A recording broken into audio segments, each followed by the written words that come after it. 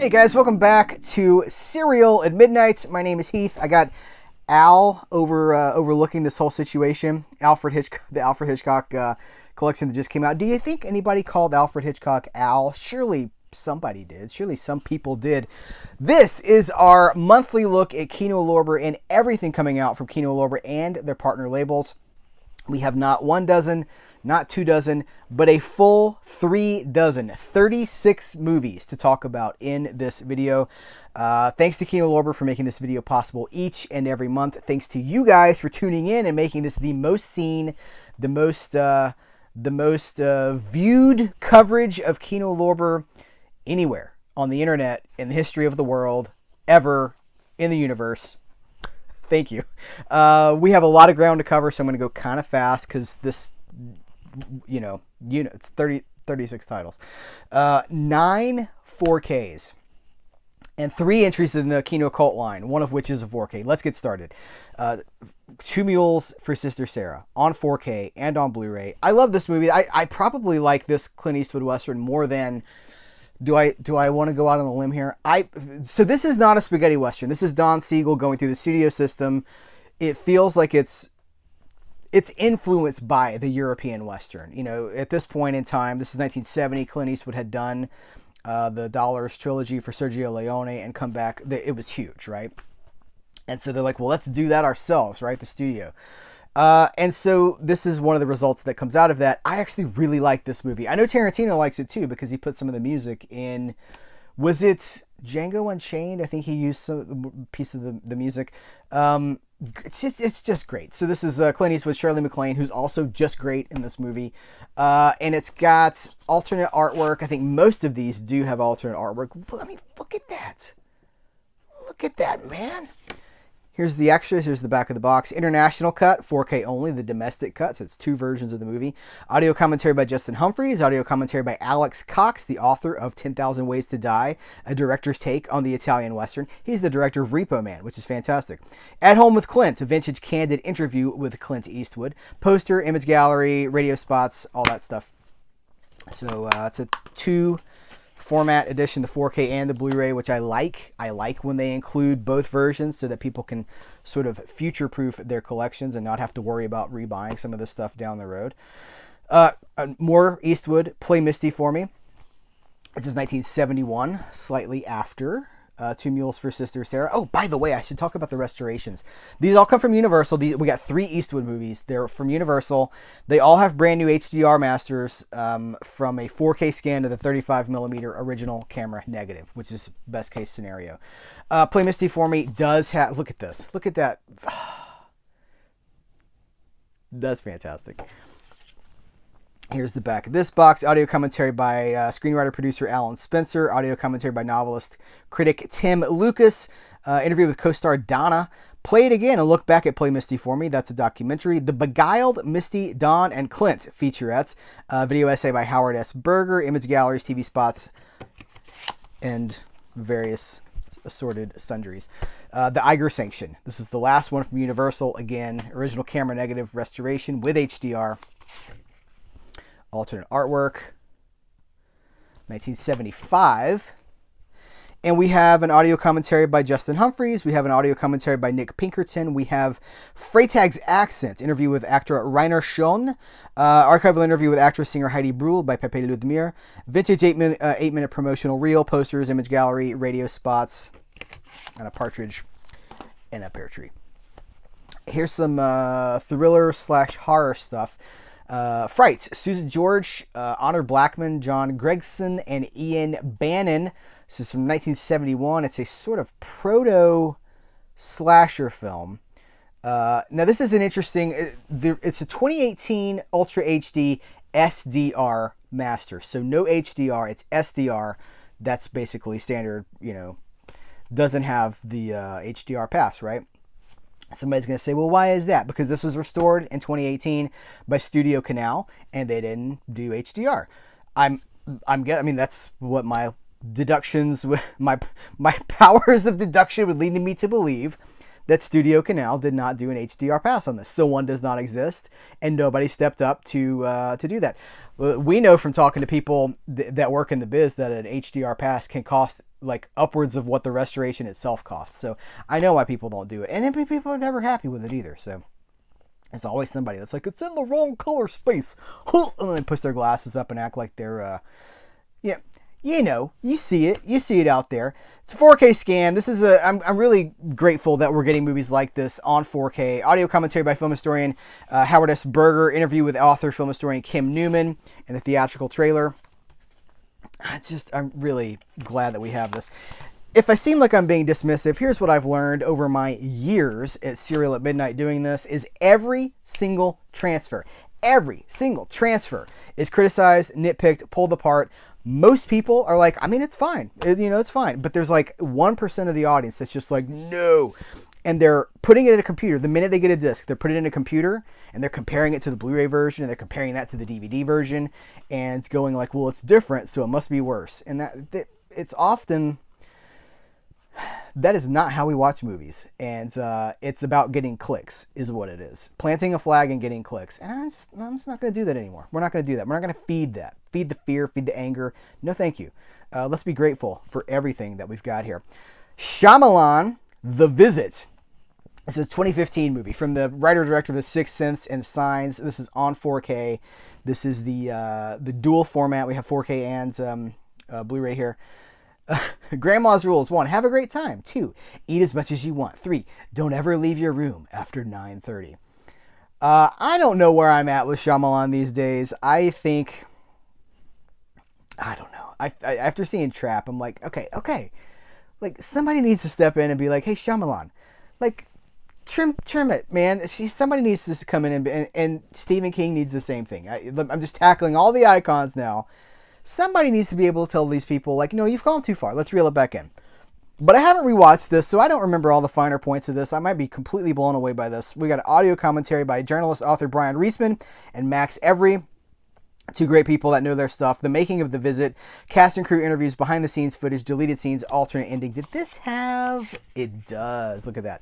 Trapped inside Grandma's house, trying to get out. They went, coming by, but... it's like the Hotel California, right? Did this have... let me... yeah. By the way, also from Universal, brand new HDR master, Dolby Vision master, but it doesn't say from what source. From Paramount, you can hear all about Paramount restorations with my interview with the head of restoration and preservation at Paramount, Charlotte Barker. A lot of you guys have already seen that, but in case this is your first Kino Lorber video or you're new to this channel, we talk to the people that make this stuff happen. And they have a lot to say about the nitpicking that we've been talking about. And it's fascinating. It's absolutely fascinating. So I really enjoy this. I saw this movie in theaters. It was 2003. Wow. It's Tommy Lee Jones and Benicio del Toro. Tommy Lee Jones is kind of doing that fugitive thing again, where he's like the hunter, like looking for his prey. Brand new HDR Dolby Vision Master from 4K scan of the 35mm original camera negative. Audio commentary by director William Friedkin. Hold on, I gotta hold that up. 4 featurettes on the making of The Hunted. I think those are all carried over from the DVD era. Actually, DVD era. Deleted scenes, theatrical trailer. No alternate artwork on that. Still got a few 4Ks to go. This is Bug with Ashley Judd, Michael Shannon. Man, I've become such a Michael Shannon fan, and then going back and like movies that I didn't realize it was Michael Shannon. Like, he wasn't Michael Shannon when I watched those movies the first time, and then going back, I'm like, man, this cat is next level. And Harry Connick Jr. Hey, Zibadab, Santa Claus. My wife loves Harry Connick Jr. and I'm just constantly, anytime he comes up, I just sing like a Christmas song, because doesn't he have multiple Christmas albums? It's just kind of fun for me. It's I don't know. He had his own talk show. It's like, here comes Santa Claus. All right, it's giving a doop, New Orleans. Brand new HDR Dolby Vision Master from a 4K scan of the 35mm original camera negative. This comes from Lionsgate. Audio commentary by director William Friedkin. A discussion with William Friedkin. Bug, an introduction featurette. And this does have the alternate cover art here. reversible art sleeve. Hold that up for you. Freeze it. Check it all out. First, they send in their drone. Then they find their queen. Bug! From the director of The Exorcist. It's a jaunty tale of infestation. Arabesque on 4K and on Blu-ray. I don't love this movie, but I like the people that are in this movie, if that makes sense. Like, there's a lot of movies that I like, it's not great, but I like watching it because of who's in it. Sophia Loren, so this is 1966, so this is well into her established fame as a one of the most beautiful women in the world, I guess. One of the most glamorous movie stars. She gets one of the best introductions in this movie that I have seen in anything. Like, the way they introduce her character, the movie just stops to introduce Sophia Loren. It's pretty fun. Brand new Ultra HD standard SDR master from Universal from a 4K scan of the original camera negative. It's probably an older master. It's okay. It's here, right? And again, if people are wondering why, why wouldn't they just go ahead and spend the money for the HDR? Because it's a lot of money. And does Arabesque, is the question you have to ask yourself in any scenario is, will the profits justify the expense? And that a lot of times the answer is no. Maybe down the line, but I say this with fair confidence because I've talked to the heads of almost every label, the heads of multiple studios. It always comes down to cost versus return. Is the money spent going to come back in? This is an audio commentary by Howard S. Berger, Steve Mitchell, and Nathaniel Thompson. Music by Henry Mancini, archival featurettes, and then. This is all carried over from the Blu-ray version because we have the Blu-ray version. We've talked about the Blu-ray version, so they've just kind of carried all this over. It's an upgrade. It's a visual upgrade. Still 4Ks. It was 12 minutes into this video. We're still doing the new 4Ks. Baby Blood. I've never seen this. This is a French movie, and it's what I gather is from 1990. It's one of those the baby is killer baby scenario. What do they call it? They say it's got a voracious parasite from the dawn of creation, surviving centuries, in search of the one thing it needs to be born of a human. Oh, Baby Blood. And so, audio commentary by film Lee Gambin and film critic Jarrett Gahan. Lee Gambin's gone, but we're still getting audio commentaries. Includes both the original French and the English dub. Did this have? No different artwork. In fact, we don't even have the restoration notes for this. It's from Studio Canal. Also on 4K, this is Kino Cult. Is this 4K? No, we're done. Okay, we're through with the 4Ks. Okay, this was Kino Cult number 19. Baby Blood is Kino Cult number 19. It is 4K. Number 20, it's upside down. Number 20, Kino Cult number 20, is not on 4K. Now we're getting Blu-rays. This is 1,000 Convicts and a Woman. I have not seen this movie. I'm not going to read any of this because, that's not a good idea on YouTube. We have a audio commentary with Alexandra Hay Dylan Dean Stanley, feature archival interviews with director Ray Austin, having fun playing games, 18 minutes, featuring interviews with the assistant director, stunt actors, etc. This is the alternate artwork. And then Kino Cult number 21 is number 1 of the Secret Service. I have not seen this. I'm intrigued by this. Why have I not heard of this? Move over 007 and make way for the newest, grooviest member of London's Secret Service. It's from 1977, though. Who's using the word groovy in 1977? I guess maybe the Brady Bunch. Let's see. Did this have... No alternate artwork on this either. It's striking cover art, though. Really gets your attention. Audio commentary with Alan Spencer, creator of Sledgehammer. Oh, snap. And Algernon Griffiths, author of The Other Spies, The Many Imitators of James Bond. Interview with editor John Luton. Video essay by filmmaker Chris O'Neill. Deleted scenes, theatrical trailer. All right, that's the 4Ks of the Kino Cults. Which brings me to one of the things that I love the most that Kino Lorber does. We have Film Noir: The Dark Side of Cinema, number 22. I'm not on this one, but I'm on something we're about to talk about in a second. 3 film noir or film noir adjacent movies. Let's do these in the order that they're in here. Humphrey Bogart's in The Enforcer. This is from 1951. Zero Mostel, Ted DeCorsia, Roy Roberts, Everett Sloan. We've got a commentary by Alan K. Rhodey. This is a 2022 HD master from Paramount from a 4K scan. That's going to look fantastic. That's fantastic. This is one of my favorite things that Kino Lorber does. I love the 4K stuff. Film noir and Western. It's kind of my specialty, actually. Michael Curtiz, The Scarlet's Hour. This is 1956, 2021. HD master from Paramount from a 4K scan. Audio commentary by Alan K. Rhodey. I'll show you the back of that. And then, the last in the set is Plunder Road from 1957. Getting right up on the end of the 1958 noir golden age. Traditionally, after 1958, you say it's a neo-noir or something like that. Those pure years end in 1958. So 2021 HD master from Paramount from a 4K scan. Commentary by Jeremy Arnold. And that brings me to something that I am on. This is the new Blu-ray of The Martian Chronicles, 1980 miniseries, TV miniseries that is it's good. It's based on Ray Bradbury's like years spanning collection of he would write short fiction about Mars and Martian colonization or expeditions.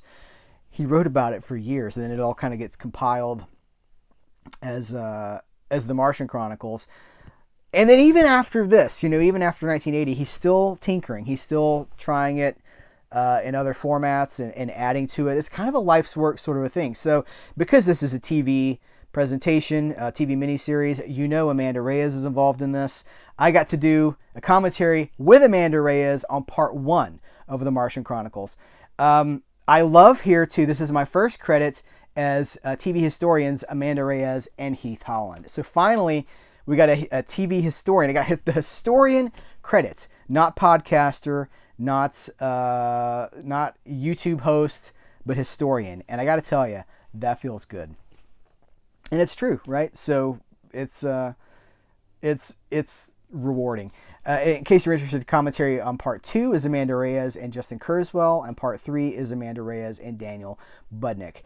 There's no restoration notes on any of this, so I don't know. I don't think this is necessarily new restorations or anything like that. But obviously it's Blu-ray, it's HD. So if you don't have it, you got a commentary with Amanda Reyes. I mean, Amanda is just the best. Just I'm actually trying to be careful what I say because I don't want to diminish anybody else's contributions, but when she shows up, she really shows up. She had the most notes I've ever seen anybody show up to a commentary with. It was stunning. I mean, it was like it was a book's worth of notes. It was incredible. So I feel like I got to work with the best. It was great. Revenge of the Zombies on Blu-ray. This is a lot of fun. This is John Carradine, 1943. The MGM. It's from MGM, licensed from MGM. We don't have any restoration notes. I don't know what the source of this is, but we got audio commentary by film historians Tom Weaver and Gary D. Rhodes. I mean, those guys are like the Mount Rushmore of the monster kids scene, right? So here's the back of the box for you to browse and peruse. Battle of the Commandos, a film by Umberto Lenzi. I really like Umberto Lenzi, especially some of the, this sort of a thing. Jack Palance. I'm not going to do my impersonation. It's too easy at this point. And I think I do it every time. Anytime Jack Palance comes up, you automatically slow down and start breathing heavier. And it's fun to do. 2023 HD Master by Paramount Pictures from a 4K scan. Audio commentary by Troy Howarth, Steve Mitchell, and Nathaniel Thompson. Here is the back of the box. Did this have... No alternate artwork. Mountains of the Moon. Patrick Bergin, Ian, I don't remember how you pronounce this. Ian Glenn. I'm sure that's somebody's going to say. It was the last undiscovered world. It was the source of the Nile. This is a Studio Canal licensed film. We have no restoration notes. We do have an audio commentary by Adrian Martin and the making of Mountains of the Moon.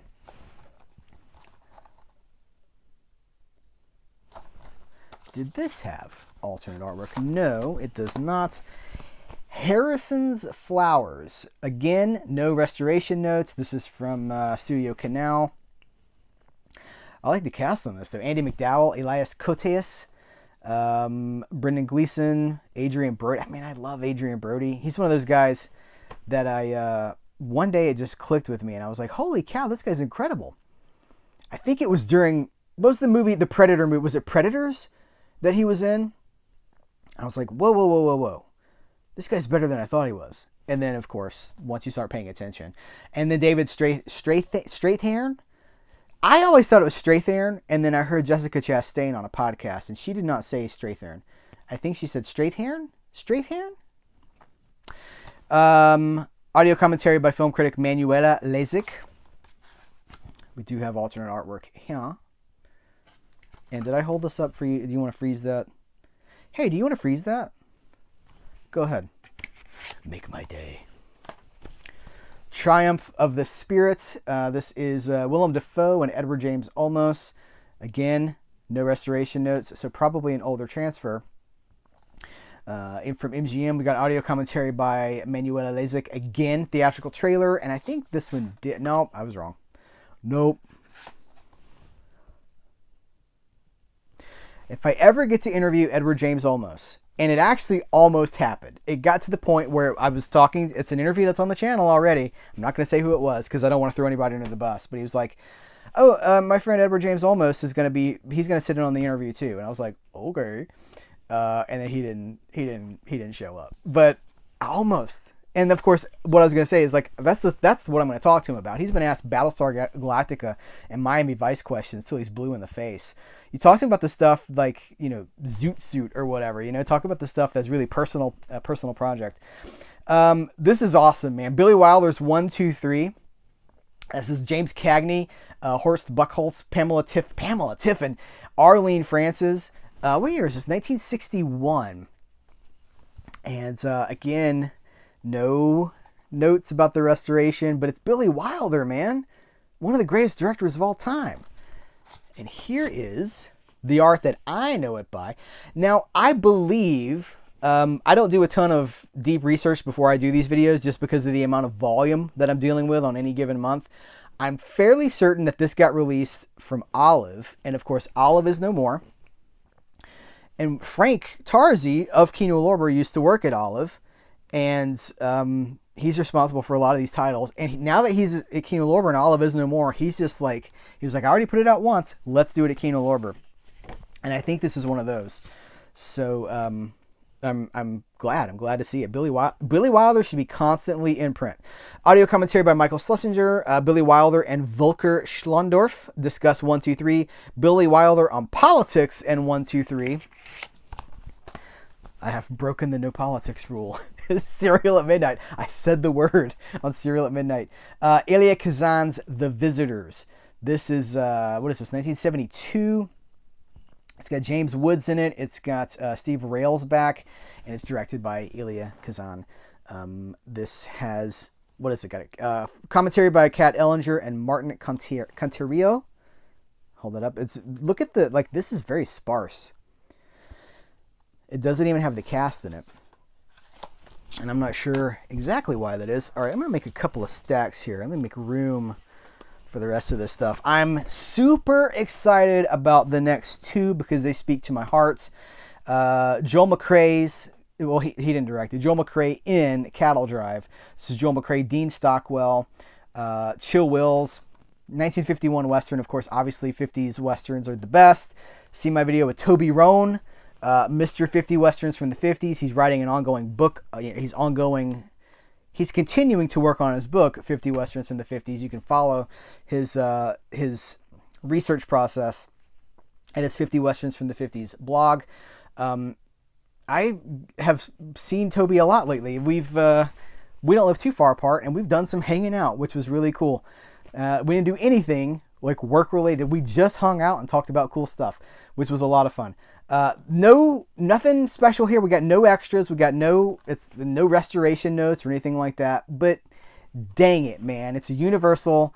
It's a Universal International picture on Blu-ray, and I'm just glad to have it. This is something that speaks to me, as does California. Same situation.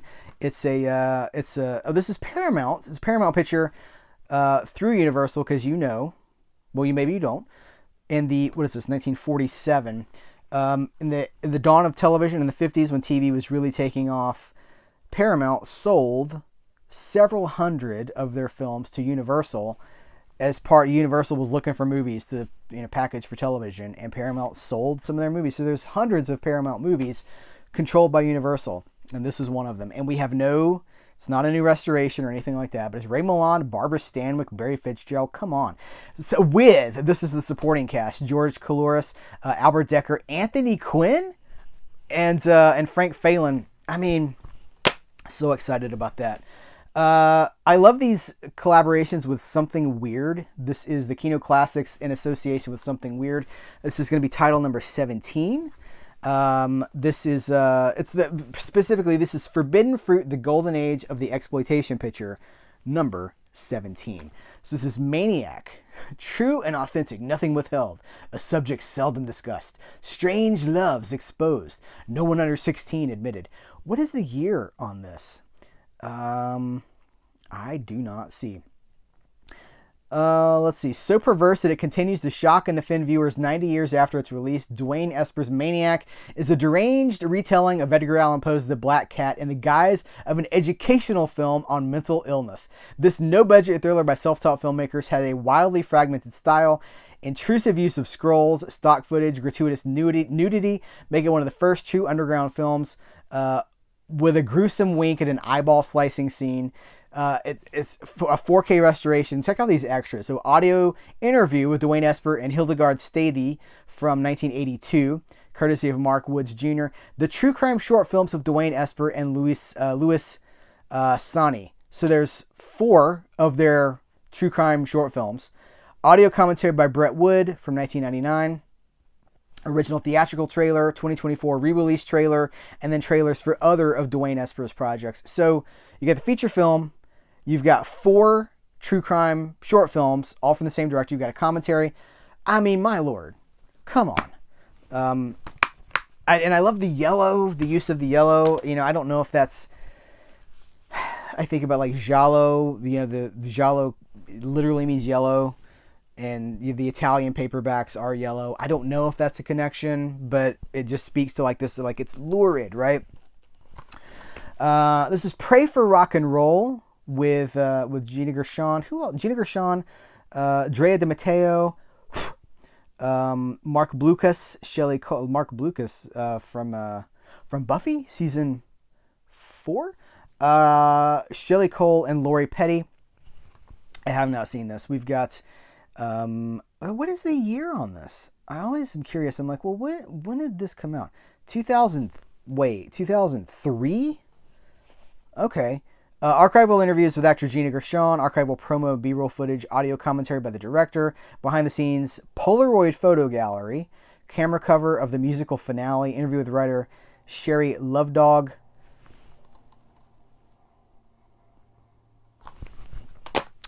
This is a big deal. This is the Daytime Revolution.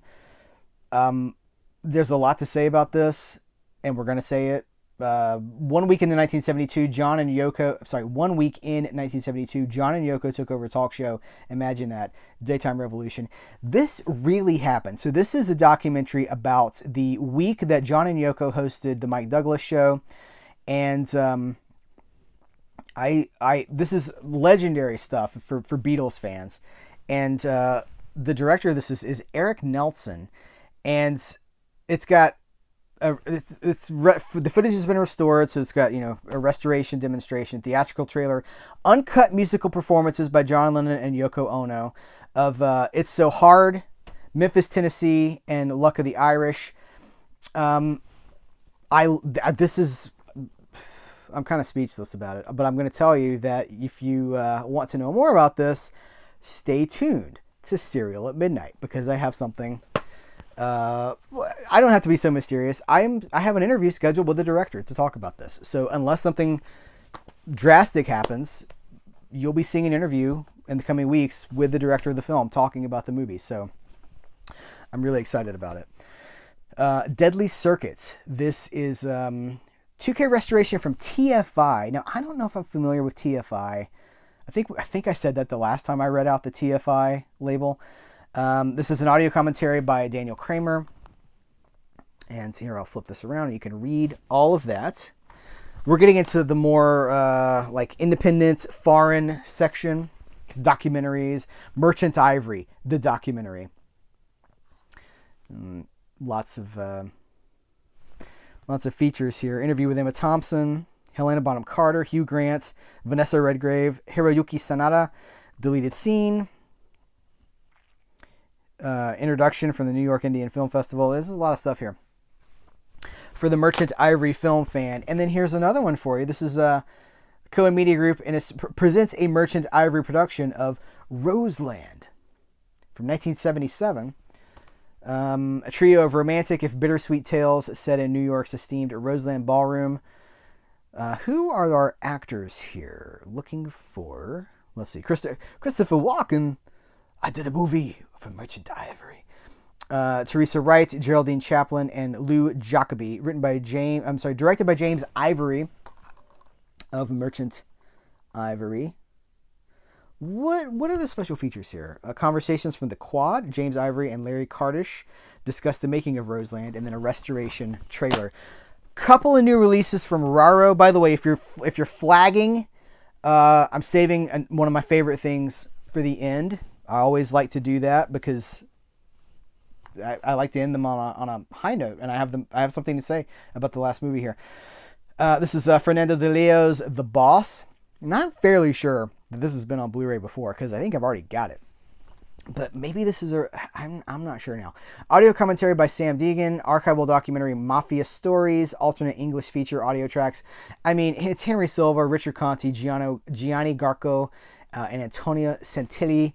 These Fernando de Leo crime movies, these Italian crime movies, are brutal, huge, immeasurable influence on Tarantino and Reservoir Dogs, and probably Pulp Fiction specifically. Probably maybe more Reservoir Dogs, but you can't underestimate their influence on QT there. And then the Italian Connection, another De Leo film with some of the same people. We've got... Where is the cast? Mario Adorf, Henry Silva, Woody Strode, Adolfi Celi. Commentary by Sam Deegan. Archival documentary Roots of the Mafia. Alternate English feature audio track and trailers. Yeah, just admire that for a second. Raro Video had really slowed down for a while, and I was thinking that maybe it was over. They're back, and now that they've partnered with Kino for this distribution deal, it's just consistent. It's like, it's not quite month after month, but it's multiple times a year. Is documentaries, some DVD documentaries, Food and Country. It's a documentary. What is this? Worried about the survival of small independent farmers, ranchers, and chefs, hobbled by America's policy of producing cheap food. Trailblazing food writer and best-selling memoirist Ruth Rachel reaches across political and social divides to report on the precarious state of our food system and the innovators risking it all to transform it. Let's see. Mad About the Boy. This is the Noel Coward story. The extraordinary life of playwright, singer, actor, composer, and director Noel Coward, who rose from poverty to stardom while keeping his sexuality a secret, featuring Laurence Olivier, Maggie Smith, rest in peace, Maggie Smith, Frank Sinatra, Michael Caine, and Lucille Ball. Wow. And let's see, narrated by Alan Cumming with Rupert Everett as the voice of Noel Coward, directed by Academy Award nominee Barnaby Thompson. 0 special features. But, look at the people, look at this photo right here. Look at who's in that with him. 2 more. Fancy Like Walker Hayes. I did not know who this was. I know it says the song Fancy Like was #1 in the US in 2021, taking off on TikTok. You can see why I have no idea. First of all, TikTok, no. I'm old. I'm too old for TikTok. But I saw the Macy's Thanksgiving Day Parade. I was like, and then he was in it, and I was like, who is this guy? It was a whole documentary about him. So now if I want to educate myself about Walker Hayes, well, I can. All right, last one, guys. Last one. The Critic.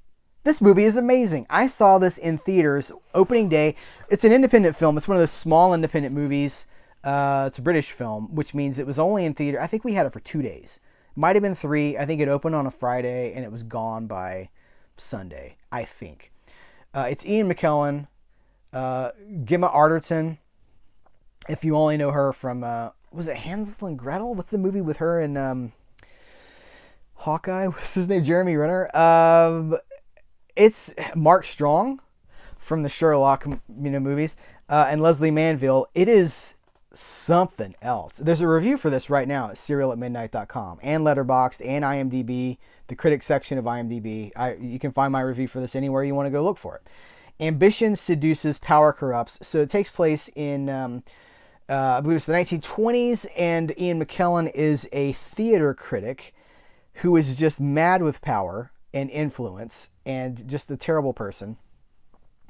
And Gemma Arterton is a struggling actress who is, she gets some blackmail material on him.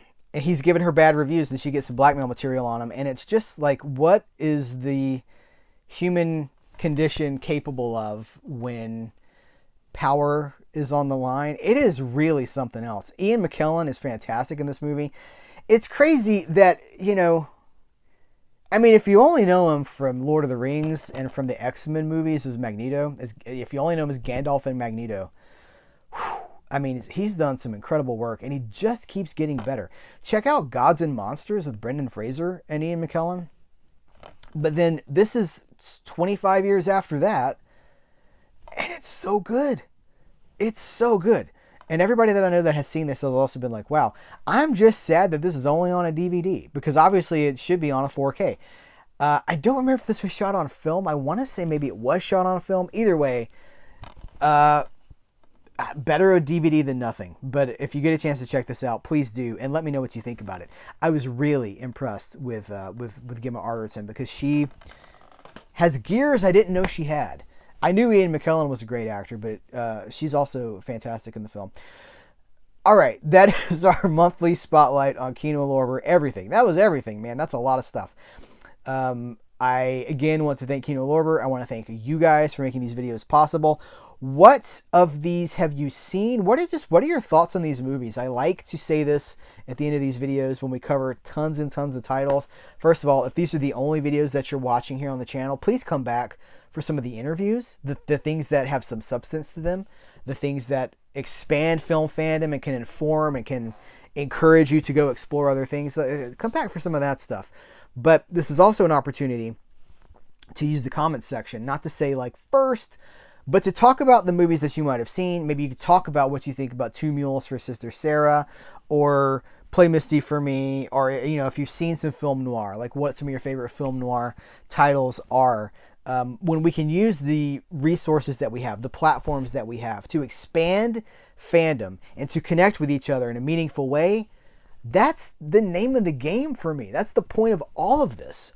Accumulation that's not the point. The point is to fuel cinema love. And that's my goal. That's what I'm trying to do here. Thank you guys. I appreciate you. Remember, you can subscribe to this channel. In fact, please do. If you're watching this and you've made it this far, please subscribe. Over half of you are not subscribed to this channel. Why do I tell you to subscribe? Because it makes sure that you're getting the stuff that I'm putting out. And it's not just enough to subscribe. You have to go to your subscriptions page, because YouTube, the algorithm is going to feed you what it thinks you already, it's going to feed you more of what you've already watched. It's not going to deviate from the path. You got to go seek it out. Take control of what you watch. You can also support this channel through memberships. I am leaning further and further into memberships as this platform changes. If you don't want to miss any of my videos, more and more of them are members only. 5 memberships, it's $5. And it supports an independent creator who's not doing a ton of ads, not doing sponsor readings most of the time. It's you and me. You pay that for, in a streaming world, which is what we're in an online streaming world. That's one way you can support a creator that you care about. That's kind of where we're at these days, as YouTube increasingly is like, sell stuff. I'm like, no, I want to promote fandom. I don't want to sell stuff. I want to promote fandom. All right, I'm rambling. Thank you guys. I appreciate you. Take care. Till next time, I will catch you later.